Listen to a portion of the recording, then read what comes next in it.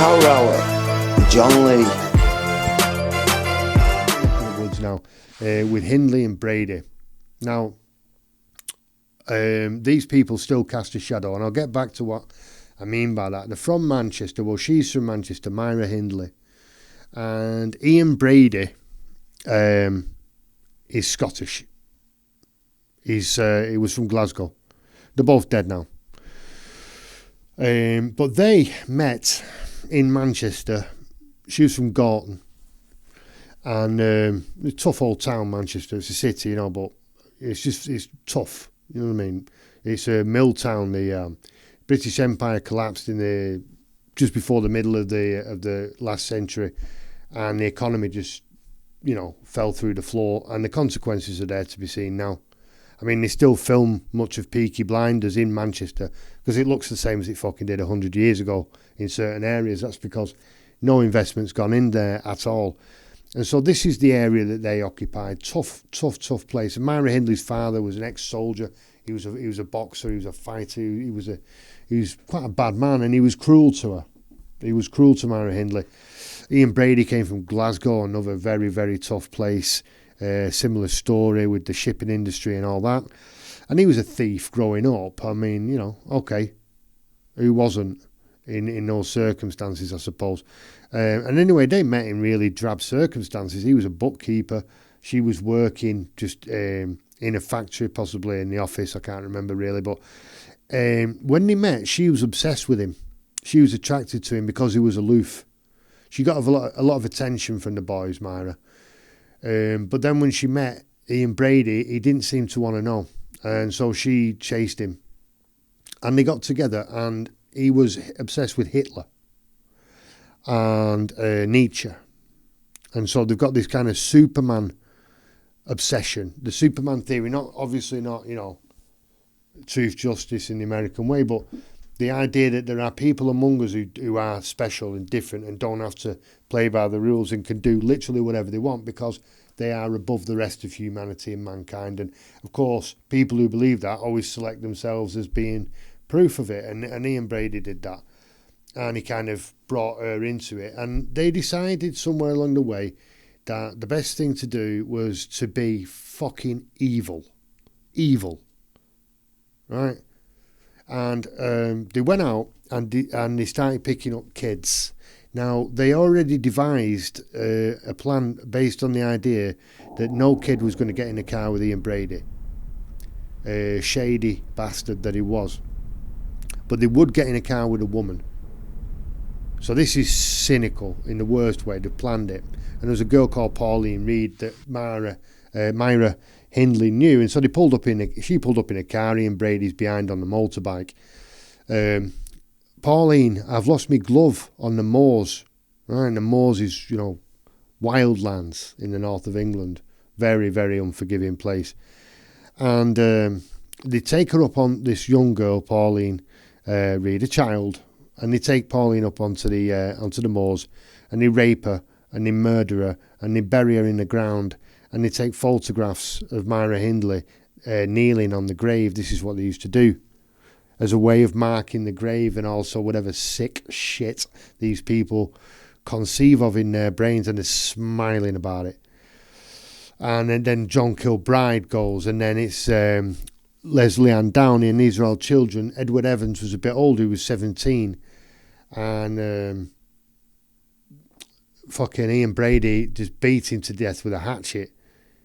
In the house, just took a hatchet to him and hacked him up properly, and I think he was buried as well. And there was a guy there called David Smith who had his own criminal background, but he wasn't of that ilk at all, that type. And so he sees this bloodbath, and he can't handle it. His head pops, and he goes to the police, and he says, "I've just seen fucking massacre." Whatever he said was one person who's got it, but the blood apparently was just atrocious. And so the police go round.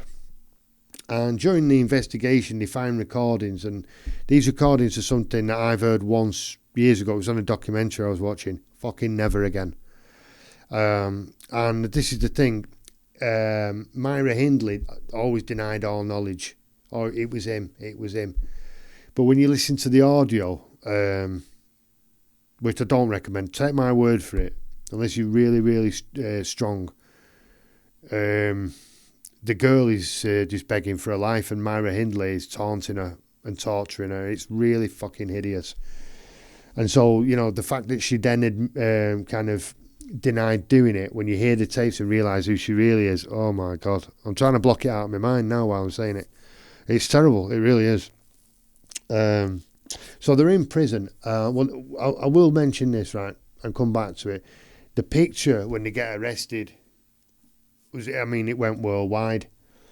And when you look at it, you can see why, especially Myra Hyndley. And so they get arrested and they go to prison. They get fucking found guilty. They haven't got much of a case in their defence. And she's denying it and he's admitting it. And then it looks like she's going to get out of prison. And it's in the papers. And there's getting a movement behind her because women are going to visit Myra Hyndley in prison. And she's convincing them that she's a really nice person and or she was innocent. And there's a movement to get her out of prison, and people are starting to take it seriously, very seriously. And, it wasn't really her, it was him, she was brainwashed and all that. So Ian Brady gets wind of this, and he says, actually, we've killed more than that, and she did it with me, and she knows where the bodies are, and she's been lying all this time, and I can prove it, which he did. With the photos, because when they went to the places where she was photographed smiling, kneeling on the ground, looking at the ground, she's carrying a dog in one.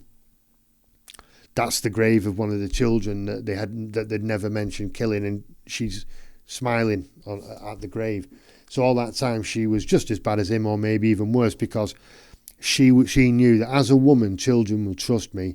So I'm going to get in a car and I'm going to have this beast behind me, this psychotic maniac on a fucking motorbike behind me. Boys and girls, I don't care. We'll take them up onto the woods and do the most heinous shit that anybody could ever do. And then we'll do it again. And then we'll do it again. And then I'll lie about it for years and I'll blame him and say it was just him when it wasn't me. And then when the tapes are found, I'll fucking, skive my way around that in some way.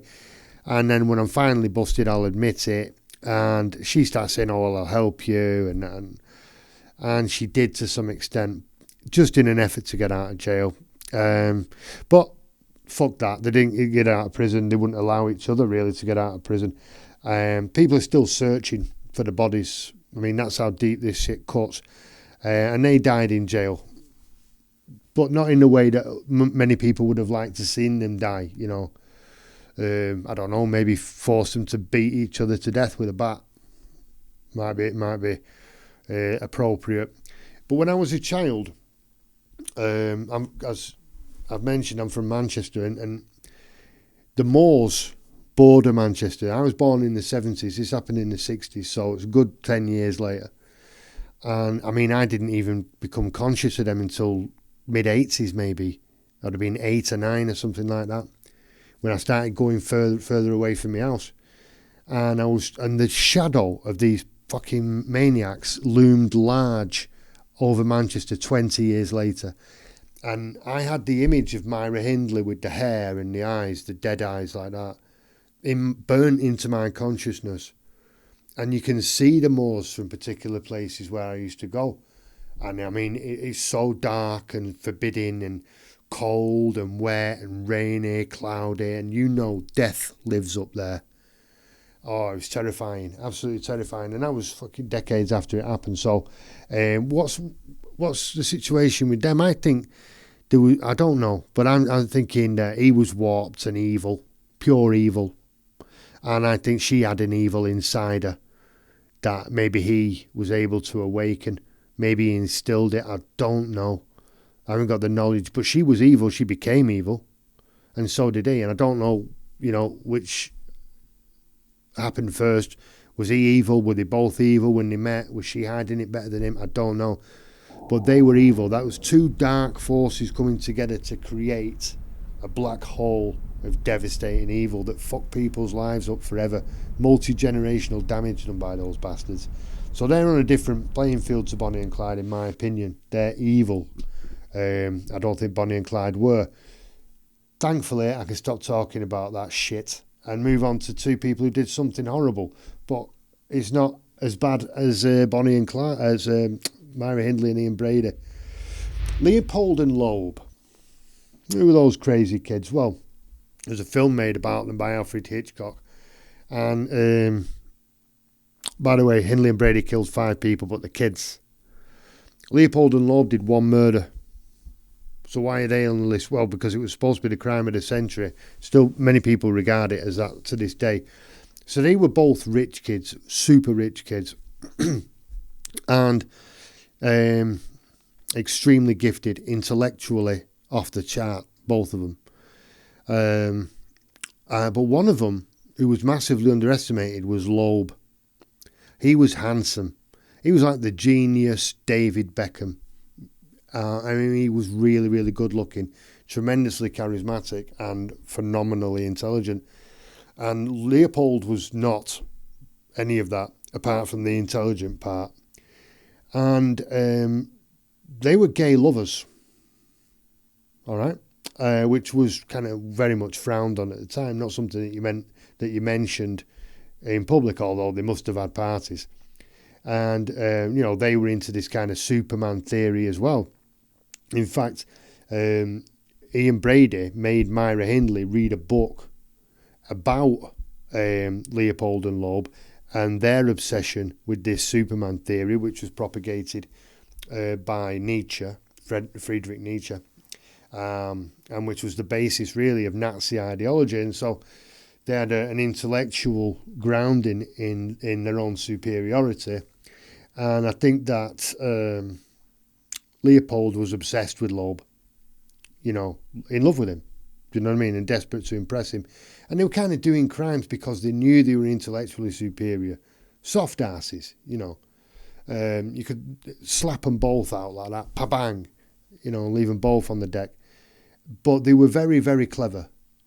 And so they decided to exercise that in a way that titillated actually, innit?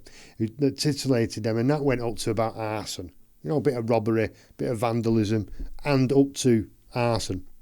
And, I would say that Loeb was the boss through all this. And they decided to plan the perfect murder as an intellectual exercise, apparently. We're going to plan and execute the perfect crime, one which cannot be detected, right? Because we're that clever. And so they choose a kid, about 14. Bobby Franks, his name was. Another posh kid. Nothing wrong with being posh. I'm just saying, he's a posh kid. And so he's walking down very nice areas where nobody would expect anything like this to happen. He's walking down the street, young Bobby Franks is a schoolboy. And these cats roll up in their car and they offer him a lift home. And of course, older boys, trendy, cool, wow, yeah, I'll get in your car. And they're giving him a lift and all that. And one of them, don't know who, starts smacking him with a blunt instrument, smacking this child with a blunt instrument. And they brutally murder him as part of their intellectual experiment. They brutally murder this child. And they wanted to get rid of the body, but for some reason they decided they needed to wait. Maybe they didn't want to go into the woods carrying the body in the daylight, so they wrapped it up and they stuffed the body in the back of the car. And they sat there eating sandwiches and whatnot, having lunch, waiting for it to go dark, with the dead body of a child in the back of the car, and they're, hum-haring about how intellectually superior they are. Anyway, they take the body into the woods, into the place where they're going to hide the body, secluded area, and they douse the body in acid. You fucking hell, I mean, this is an intellectual exercise. This sounds like more than just intellectual gratification to me. So they did that, horrendous as it is, and then they made the phone call. They phoned the family of the kid, the Franks, and told them, we've kidnapped your son and there's a ransom which you need to pay. And then they went home happy with their work. But what Leopold had done, Captain Genius, he'd left his glasses at the scene, right? And the glasses were quite generic, but the screws in them weren't. There were only 3 people in Illinois, in the state of Illinois, or maybe just in Chicago area, that had these glasses, and the 2 others definitely didn't do it. So the police were taken directly to Leopold, even though they couldn't prove it. That's how they tracked him down, and that's how they got onto him. And they discovered the body, and I don't think there was that much evidence that they could get from the body. But with the glasses, the fact that they could connect the boy to them, and these glasses were found there, and then they found there was a note written as well, a kind of a ransom note demanding money, and they connected the note to, I think it was Leopold's typewriter. One of the two had a typewriter, and they proved that it came from that typewriter. So you've kidnapped the kid, you brutally murdered him in the car, then you've thrown acid on him in the woods, you've left your glasses there, and you fucking used your own typewriter to type the note. And the whole point was that you're clever. Well, maybe you're fucking not. And the kid died for no reason. And so they went to trial. It was the biggest show trial of all time. Forget the O.J. Simpson one. This was massive. This was truly huge. And I mean, that's it. They were blaming each other left and right. Well, it was him, it wasn't me. He made me do it. No, he made me do it. It was all that kind of shit. Ponces. And they go down to prison in the end, but they escaped the death penalty, and that was the big story. And Loeb, the handsome one, he got killed. He got slashed up in prison because he apparently was trying to force somebody to have sex with him. I don't know if that's true or not, but that was the story given by the inmate who killed him. And the big scandal as well was that Leopold, about 30 years later, after being a model prisoner and starting a school and a library in prison, they released him, and he lived as a free man. A lot of people didn't like that. But he did, yeah. He got out of prison, asked to be left alone, and carried on. So Leopold and Loeb, I mean, it's unusual because they're a gay couple. I don't think I can recall any incidents of gay couples killing people. And also that they were posh, really posh, so they had no need to commit crime. And the period in which it was done, and the crime itself, the killing of a schoolboy for fun, or an intellectual exercise, kind of masturbatory on many levels. So as a crime, it's entirely unique, that, in my opinion. And then so much so that Hitchcock made a film of it with the great James Stewart, the title.